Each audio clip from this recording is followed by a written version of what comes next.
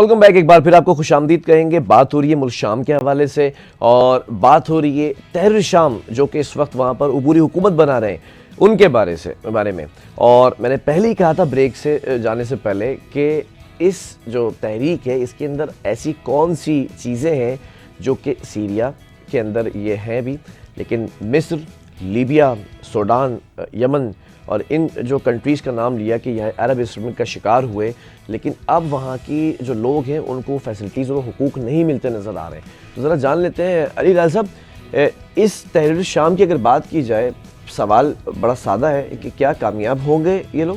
کیا وہ جو لوگ ہیں یہاں کی عوام ہیں ان کو وہ حقوق ملیں گے، یا اس پوری تحریک کے اندر بھی وہ عنصر پائے جاتے ہیں کہ یہ ناکام نظر آئیں گے؟ اگر دیکھا جائے اور ان کا تقابل کیا جائے تو یہ تھوڑا ڈیفرنٹ ہے. شامی معاملہ تھوڑا مختلف نظر آ رہا ہے. اچھا. اس کی وجہ یہ ہے کہ تیونس میں یا لیبیا میں یا مصر میں یا سوڈان میں جو تبدیلی آئی تھی، اس کا جو متبادل وہاں کی انتظامیہ تھی اس کو وہ ویلکم اس کا نہیں کیا گیا تھا جو شام کے جدید انتظامیہ کا کیا جا رہا ہے. ٹھیک ہے. جو یہاں کے ملٹری آپریشنز مینجمنٹ کا کمانڈر ان چیف ہے احمد الشرع، انہوں نے ابھی تک کافی اس چیز میں کامیابی حاصل کی ہے اور کافی مطلب یہاں کے لوگوں نے ویلکم کیا ہے؟ نہیں، مغربی دنیا نے اچھا ان کو پسند کیا. سب سے بڑی بات اس کے لیے ہے کہ مغربی دنیا نے اور علاقائی جو ریجنل عرب ممالک ہیں انہوں نے اس کو ویلکم کیا ہے.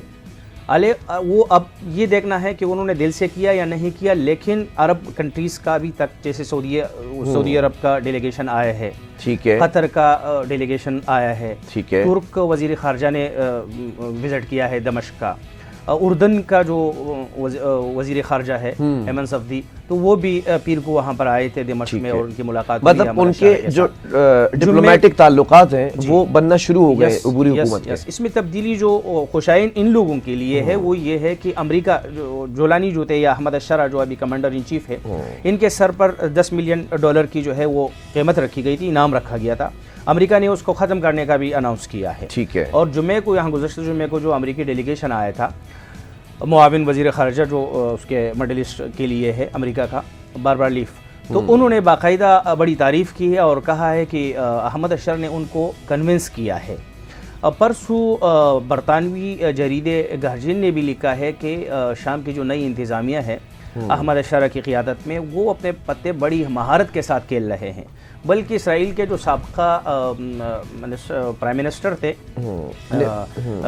نفتالی بینٹ، تو انہوں نے بھی یہ لکھا ہے کہ یہ شخص جو ہے یہ فرانس کے ایک سابق سفارتکار تھے، ان کا نام ان کو دے دیا ہے، شارل موریس کا نام ان کو دیا گیا ہے کہ یہ انتہائی تیز آدمی ہے کہ کس وقت آپ نے لباس کیسے چینج کرنا ہے، آپ نے اپنا حلیہ کیسے چینج کرنا ہے، آپ اپنے ڈائیلاگس کو، اپنے انداز کو، تھیوریز کو کیسے چینج کرنا ہے.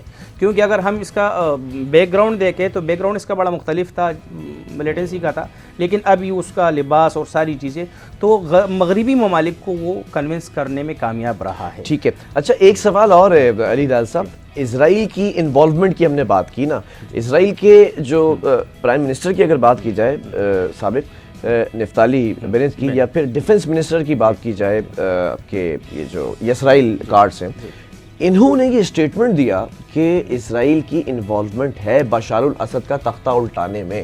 سیریا کے حالات میں ابھی جو تبدیلی آئی ہے اس چینجنگ کے حوالے سے سب سے پریشان کن بات جو تجزیہ کاروں کے لیے ہے، مبصرین کے لیے ہے، وہاں کے حالات پر نظر رکھنے والوں کے لیے ہے، وہ یہ ہے کہ 23 دسمبر کو اسرائیل کے ڈیفنس منسٹر جو ہے اسرائیل کارٹس، اس نے وہاں ریزرو فورسز کے ایک تقریب سے خطاب میں یہ کہا، باقاعدہ اس نے فرسٹ ٹائم یہ اعتراف کیا کہ 31 جولائی کو تہران میں جو حماس کا سربراہ اسماعیل ہانیہ مارا گیا تھا تو اسرائیل نے مارا تھا. ایک تو انہوں نے یہ اعتراف کیا ہے، یہ فرسٹ ٹائم جو ہے اسرائیل یہ اعتراف کر رہا ہے، اس سے پہلے اسرائیل اعتراف نہیں کرتا تھا. دوسرا انہوں نے یہ کہا ہے کہ بشار الاسد کو اسرائیل نے گرایا ہے، بشار الاسد کی گورنمنٹ اسرائیل نے اس کو گرایا ہے. اور جس رنگ آف فائر کی میں ابھی بات کر رہا تھا، ایرانی رنگ، یعنی ایران نے جو وہاں پر ریزسٹنس اور مزاحمت کا ایک دائرہ بنایا تھا، اس کو ہم توڑ چکے ہیں. تو اس سے بہت سے سوالات اٹھ رہے ہیں اور بالخصوص ان لوگوں کے لیے یہ زیادہ میں سمجھتا ہوں کہ خوش عین نہیں ہوگا کہ جو شامی تحریک کو بہت بڑی کامیابی سمجھ رہے ہیں. کیونکہ اگر اسرائیل اور اسرائیلی ڈیفنس منسٹر کے اس بیان کے تناظر میں اگر ہم بعد میں یہ بھی دیکھیں تو اسرائیل نے اسی دن 8 दिसंबर से जैसे ही बशर अल असद रिजीम का सुक़ूत हो गया तो उसी दिन उसने क़ुनैतरा और दराज के जो इलाके हैं वहाँ पर उसने अटैक शुरू कर दिए। और इस वक्त इसराइल जो है वहाँ तकरीबन 7 किलोमीटर से ज़ायद जो बफर जोन था उसके अंदर दाखिल हो चुका है। ठीक है। और जबल शेख वगैरह का जो इलाका है, ठीक है, ये इसराइल कैप्चर कर चुका है। तो इसराइल के यूँ समझ लीजिएगा कि लबनान की जो मुज़ाहमत थी उसके लिए अगर शाम के रास्ते से कोई कमक कोई मदद जा रही थी तो वो रास्ता इसराइल ने ख़त्म कर दिया। तो इसराइल की स्ट्रेटेजिक कामयाबी इसको कहा जा सकता है। ठीक है। और ये बड़ी कामयाबी है जिसका एतराफ़ खुद इसराइल कर चुका है। निफ्ताली बेनेट जो साबिका प्राइम मिनिस्टर थे इसराइल के, उन्होंने कल एक मजमून में जो वाशिंगटन पोस्ट ने भी छापा है उसमें उन्होंने ये कहा है कि माजी की जो सरहदें है इस्तेमार की वो टूट चुकी है, दिमक ज़दा हो चुकी है और अब हम नए मशरिक़ वस्ता की बुनियाद रखने जा रहे हैं। तो इसके इनके प्राइम मिनिस्टर लेकिन अली राज साहब, तहरीर शाम की अगर बात की जाए तो क्या ये आने के बाद शाम के अंदर, क्योंकि शाम बड़ी इंपॉर्टेंस का हामिल है, इसलिए हम इस वक्त बैठकर शाम को डिस्कस कर रहे हैं, पाकिस्तानियों का क्या कनेक्शन है और पाकिस्तानी अवाम का मुल्क शाम से क्या कनेक्शन है, आखिर के अंदर इसको कनेक्ट ले जाकर वहाँ पे करूँगा, तब आपको समझ में आएगा कि ये मिडिल ईस्ट जो टुडे है हमारा थर्सडे का सेगमेंट, ये क्यों रखा गया है, ताकि पाकिस्तान की जो अवाम है, जो पाकिस्तान की गवर्नमेंट है, उसके तमाम डायरेक्ट और इनडायरेक्ट ताल्लुकात मुस्लिम ममालिक में, गैर मुस्लिम ममालिक के अंदर क्या असरात मुरतब कर सकते हैं। इस पूरे दिन का मकसद थर्सडे का, मिडिल ईस्ट टुडे का ये है। सवाल ये है कि तहरीर शाम ने जो कुछ किया है, हुकूमत बना ली है, तमाम चीज़ें हो चुकी हैं, लेकिन अभी क्या पूरे मुल्क में होल्ड हासिल कर चुके हैं या फिर अभी भी कहीं ना कहीं खाना जंगी हो रही है, या जो अस्करी तंजीमें हैं उनका अब मुस्तकबिल क्या होगा शाम में? अहम सवाल है। शाम में अभी तक जो मिलिट्री ऑपरेशंस मैनेजमेंट है अहमद उशरा की क़यादत में, ये पूरे मुल्क को कैप्चर करने में या उस पर गिरफ्त और कंट्रोल कायम करने में नाकाम है। अच्छा। इस वक्त पूरा नहीं हो सका क्योंकि साहिल के जो इलाकों को हम देखें, जैसे लाज़किया है और तरतूस है जो बशर अल असद के आबाई इलाके हैं, वहाँ पर इस वक्त भी हालत अच्छे नहीं है। ठीक है। कल से वहाँ पर मुजाहरे हो रहे हैं और शाम को वहाँ पर कर्फ्यू भी नाफिज हो चुका था। इसी तरह हम्स का इलाका अगर हम देखें तो वहाँ पर भी कल अच्छे मुजाहरे हुए हैं, शदीद मुजाहरे हुए हैं। हल्ब में भी कल हालात इतने ज़्यादा अच्छे नहीं हैं। दूसरा ये है कि इस वक्त इनके पास 28 से 30% का जो इलाका है, ये अगर हम देखें तो शिमाल और मशरक़ में ये कुर्द ग्रुप्स के पास है, कुर्द डेमोक्रेटिक फोर्सेस है क़स्द के नाम से, तो ये उनके कब्ज़े में है और ये अभी तक उनसे वागज़ार नहीं करा चुके हैं। इसी तरह मुल्क के अंदर कुछ दीगर तंजीमें इस वक्त सरगर्म है। अगरचे परसों अहमद उशरा की मुलाकात हुई है कुछ तंजीमों के सरबराहान के साथ कि उन्होंने ये फ़ैसला किया है कि हम अपनी तंजीमें डिज़ोल्व करके जो मुल्क की आर्मी बनेगी उसमें हम उसके तहत आएंगे। लेकिन सबसे बड़ा मसला ये है कि शाम में ये तहरीक, ये जो तंजीमें हैं, ये 15-16 नहीं हैं बल्कि ये 80 से ज़ायद तंजीमें हैं मुसल्लह। तो उनको जी उनको कानून के छतरी तले लाना, उनको फ़ौज में शामिल करना, डिज़ोल्व करना, उनका असलहा लेना, ये अच्छा खासा चैलेंज दिख रहा है। अगर इसमें वो कामयाब हो जाते हैं तो शाम एक पुरअमन हुकूमत की तरफ फिर वो पेशरफ्त कर सकता है। एक सवाल और, तहरीर शाम की बात कर लेना, जो इसराइल ने हिस्सा कैप्चर कर लिया है, क्या ये भी बहुत बड़ा चैलेंज है कि वो दोबारा से छुड़वाना, उसको बाजियाब कराना उस जगह को? इस हैअत तहरीर शाम के लिए इस वक्त जिन चैलेंजेस का सामना है उनमें सबसे अहम चैलेंज इसराइल से अपनी शामी अराज़ी को वागज़ार कराना है, क्योंकि इसराइल और उसके शाम के दरमियान एक एग्रीमेंट था, वो शामी एक बहुत एग्रीमेंट था उसका, फ़ौजी 1974 में हुआ था, डिस एंगेजमेंट के नाम से। इसको इसराइल मनसूख कर चुका है। सबसे बड़ा मसला ये है। और जब इसराइल ने मनसूख किया है तो उसके बाद अहमद उशरा ने एक इंटरव्यू दिया गैर मुल्की इदारे को और ये कहा कि शाम जो है वो किसी भी मुल्क के लिए ख़तरा नहीं बनेगा, इवन कि इसराइल के लिए भी, इसराइल पर भी कोई अटैक नहीं हो सकेगा, जिसकी वजह से इसको अच्छे खासे इस पर सवालात उठ रहे हैं कि अगर आप इसराइल पर अटैक नहीं कर रहे तो उस अराज़ी का क्या होगा, आप इस अराज़ी को वापस कैसे करा सकोगे और इसराइल का कब्ज़ा वहाँ से ख़त्म कैसे होगा। ये बहुत बड़ा सवाल है, क्योंकि इसराइल तो आपके साथ वो एग्रीमेंट बरकरार नहीं रखता। अच्छा, कुछ लोगों की, कुछ नाक़िदीन की राय ये भी है, क्योंकि कनेक्ट करूंगा यहाँ से पाकिस्तान से, आपको समझ में आ जाएगा मैं किस तरफ लेके जाना चाह रहा हूँ। दो ग्रुप्स हैं ना, दो हिस्से हैं, एक یہاں ہے تو ایک یہاں پر ہے. دونوں کی نظریں اس وقت شام کے اندر ہیں, شام میں ہونے والی تبدیلی کے اوپر ہیں, شام میں آنے والی حکومت اور تحریک الشام کے اوپر ہیں کہ یہ اچھا کر رہے ہیں یا برا کر رہے ہیں. کچھ ناقدین کی رائے جو علی ہلال صاحب نے بتائی, کچھ ناقدین کی رائے یہ بھی ہے کہ ان کا مینلی فوکس ابھی تختہ الٹانا تھا, اس کے بعد وہ دیگر معاملات کو بھی دیکھیں گے. اب دیکھیں گے, there is no if and but if you want to do something. اب دیکھنا یہ ہے کہ وہ کتنی تیزی سے اس چیز کے اوپر کام کرتے ہیں, کیونکہ جیسے انہوں نے کہا کہ سوالات اٹھ رہے ہیں بہت سارے کہ آیا اسرائیل کی انوالومنٹ ہے اس حکومت کو گرانے میں, تو پھر یہ حکومت کیسے اچھی ہو سکتی ہے. آیا اسرائیل کی حکومت نے جو جگہ کیپچر کر لی ہے اور وہ نہیں چھڑا پا رہی ہے نئی عبوری حکومت, تو یہ کیسے یہاں پر ملک کے اندر اچھے ہو سکتے ہیں. بہت سارے سوالات ہیں. اچھا علی راز صاحب, یمن, لیبیا, دیگر ممالک کے اندر کچھ تنظیمیں ایسی بھی ہیں جو اسرائیل کے لیے درد سر ہیں یا اسرائیل کی نیندیں اس نے حرام کی ہوئی ہیں. ایسی تنظیموں کے لیے اس وقت کیا خطرہ بڑھ چکا ہے؟ کیا یہ تبدیلی فائدہ مند ثابت ہوگی, یا پھر آپ کہہ رہے ہیں اسرائیل کی انوالومنٹ ہے, جو آپ نے سٹیٹمنٹس بتائیں صدر کا بھی, وزیر اعظم کا بھی اور ڈیفنس منسٹر کا بھی, تو ان کے لیے نقصان دہ ثابت نہیں ہوگی ہے؟ ڈیفنس منسٹر نے یہی تو, اسرائیل کے ڈیفنس منسٹر نے یہی تو کہا ہے کہ ہم لبنان میں حزب اللہ کو کمزور کر چکے ہیں, شام میں بشار الاسد کے رجیم کو ہم گرا چکے ہیں, اور حماس کو غزہ میں ہم کمزور کر چکے ہیں, اس کی مزاحمت کو ختم کر چکے ہیں. اب ہمارا اگلا محاذ یمن کے انصار اللہ حوثی ہے, اور آپ دیکھ رہے ہو کہ 3 دن سے وہاں پر اسرائیل اٹیکس کر رہا ہے. یہ اسرائیل کے لیے ایک آخری محاذ ہے اگر دیکھا جائے. ٹھیک ہے. اس کے بعد اسرائیل کے لیے ارد گرد جو محور ہے مزاحمت کا, اس میں کوئی چیلنج بڑا برقرار نہیں رہے گا. تو اسرائیل کے اسٹریٹجک کامیابی اس کو مل گئی. آیا یہ اتفاقی ہے یا باقاعدہ پری پلان ہے, یہ مستقبل میں سامنے آ جائے گا. لیکن فی الحال یہ حقیقت ہے, اور اس حقیقت کا اعتراف خود اسرائیل بھی کر رہا ہے کہ یہ جو حالیہ کرنٹ جو سچویشن ہے یہ اسرائیل کے لیے بہت بڑا فائدہ مند ہے.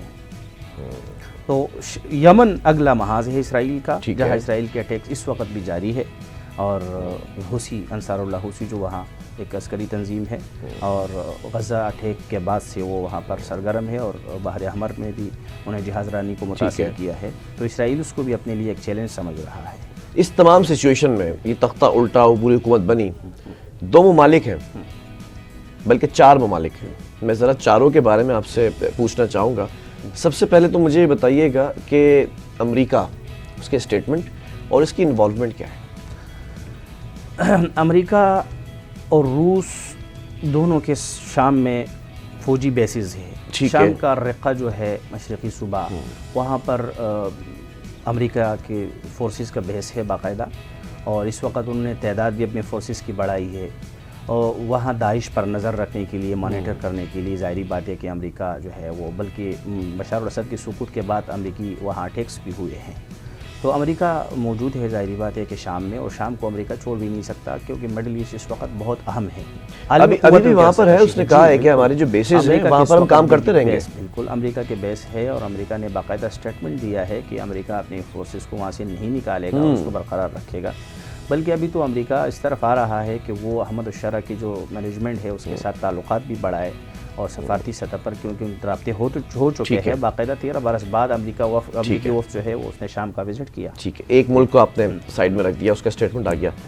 رشیا کی بات کریں. رشیا کا اگر دیکھا جائے تو رشیا کا بھی حمیمیم اور اس کا ترتوس میں اس کے 2 بیسز ہے, اور تقریباً 126 سے زائد ان کے ملٹری وہ پوائنٹس تھے. ٹھیک ہے, اگرچہ وہ اپنا بھاری اسلحہ, ہتھیار, ووپن جو ہے اس وقت منتقل کر چکا ہے. دیکھیں میں ایک بات بتا دوں, بشار الاسد اور اس کی فیملی اس وقت ماسکو یعنی کہ رشیا میں موجود ہے. آفیشیل اسٹیٹمنٹ بتائیں. آفیشیل یہ ہے کہ ماسکو کی ابھی تک جو اسٹیٹمنٹس آ رہے ہیں وہ یہ ہے کہ ہم نئی انتظامیہ کے ساتھ تعلقات برقرار رکھیں گے اور اس کو اچھا کریں گے. جی ٹھیک ہے, کوشش ہے کیونکہ طرطوس بندرگاہ کو روس, مطلب پرانی جو حکومت کا سربراہ تھا وہ یہاں انہی کے پاس بیٹھا ہوا ہے, اور یہ کہہ رہے ہیں کہ نئی حکومت کے ساتھ بھی تعلقات برقرار رکھیں گے. جی, دفاعی طور پر روس کے لیے شام بہت ناگزیر ہے, بہت اہم ہے شام, کیونکہ میڈیٹرینین سی میں داخل ہونے کے لیے جو روس کے پاس اس وقت اہم بیس اڈا ہے تو وہ طرطوس کا ہے. تو ظاہری بات ہے کہ روس اس کو اتنی آسانی سے نہیں چھوڑ سکے. ٹھیک ہے, اب آ جاتے ہیں کام کی چیز پر. یہ دونوں ممالک ہو گئے. اب 2 ممالک ایسے جن کا بالواسطہ بلا واسطہ پاکستانی عوام سے بڑا گہرا تعلق ہے. پہلا کامنٹ میں چاہوں گا آپ ایران پہ کریں. ٹھیک ہے, ایران کو اگر دیکھا جائے تو ایران کے شام کے ساتھ اور عراق کے ساتھ لبنان کے ساتھ اچھے تعلقات ہے، اور پڑوسی ممالک ہے ایران کے، ظاہری بات ہے ایران کے بشار الاسد کے ساتھ بھی اچھے تعلقات تھے. تو ایران، لیکن اس وقت ایران نے یہ کیا ہے کہ ایران کا جو سفارت خانہ ہے دمشق میں وہ تو بند ہو چکا ہے، کیونکہ وہاں پر جو وار چلتی رہی تو اس میں شامی عوام کا یہ خیال تھا کہ ایران ہمارا یعنی ایک مخالف ہے، کیونکہ وہ ہمارے جس کے خلاف ہم تحریک چلا رہے ہیں بشار الاسد، تو اس کا ساتھ دے رہے ہیں، ان کو مضبوط کر رہا ہے.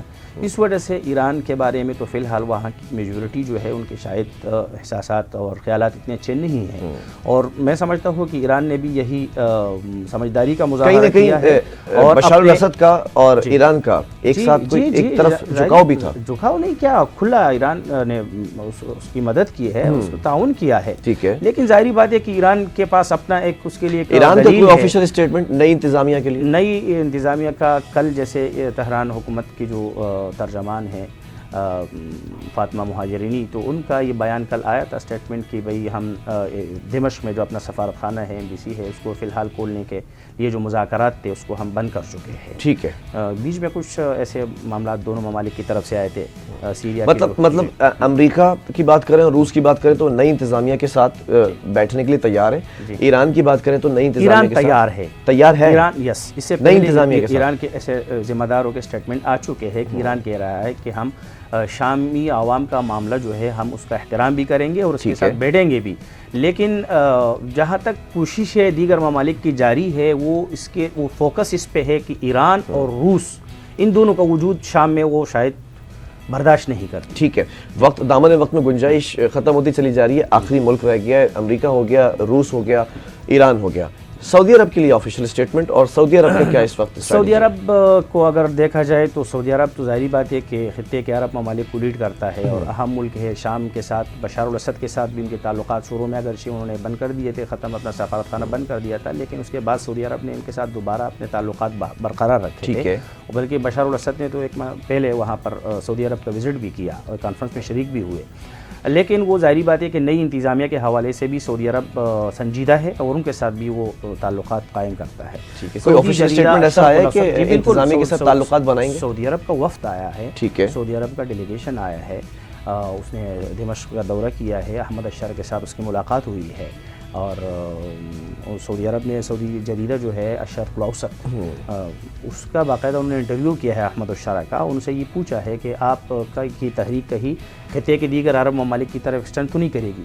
تو انہوں نے یہی ان کو یقین دہانی کرائی، بلکہ انہوں نے یہ بھی پوچھا تھا یس، انہوں نے کہا کہ ہم اس کو بس ہماری تحریک ختم ہو چکی ہے اور مقصد پورا ہو گیا. ہمارا مقصد تھا بشار الاسد کے رجیم گرانا اور وہ ہو چکا ہے.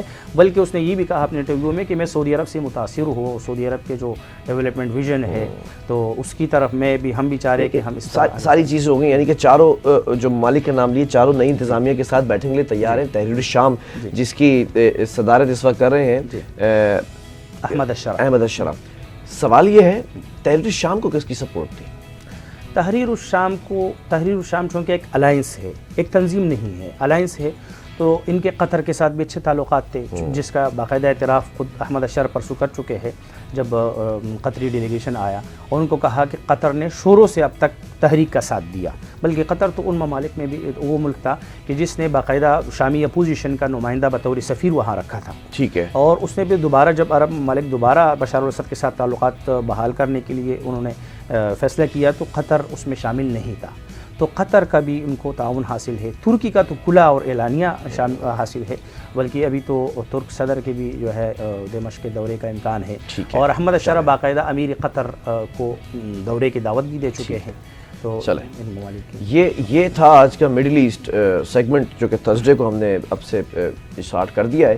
سوال یہ پیدا ہوتا ہے کہ نئی حکومت جو آ چکی ہے، احمد الشرع امیر بننے چلے جا رہے ہیں شام کی اگر بات کریں، اور تحریر الشام جس کو سپورٹ حاصل رہی شروع سے آخر تک قطر کی ہسٹری بھی آپ کو اگلے جمعرات کو بتائیں گے. اور اس وقت 4 ممالک کے نام میں نے آپ کو بتائے. سمجھدار کے لیے اشارہ کافی ہے اور عقل مند کے لیے اگلی نشست کا انتظار بھی کافی ہے. امریکہ، روس دونوں ممالک چاہتے ہیں کہ تحریر الشام کے ساتھ مذاکرات ہوں، اچھے ٹرمز رکھے جائیں. ایران اور سعودی عرب یہ ذرا غور طلب ممالک ہیں جن کی میں بات کر رہا ہوں. یہ دونوں ممالک ابھی تک جو ہمیں تفصیلات موصول ہوئی ہیں اس کے مطابق نئی حکومت کے ساتھ کسی نہ کسی قسم کی ٹرم کے اوپر آ کر بیٹھنے کے لیے تیار ہیں. اب دیکھنا یہ ہے کہ کس حد تک بیٹھتے ہیں اور کس جگہ جا کر یہ جو ہے وہ کہانی رکتی ہے. بہرحال پروگرام کا وقت ختم ہوا ہے. مارننگ اسپاٹ ود بلال خان کو اور میری پوری ٹیم کو بشمول میرے بڑے پیارے سے گیسٹ کو دیجیے اجازت. اللہ حافظ.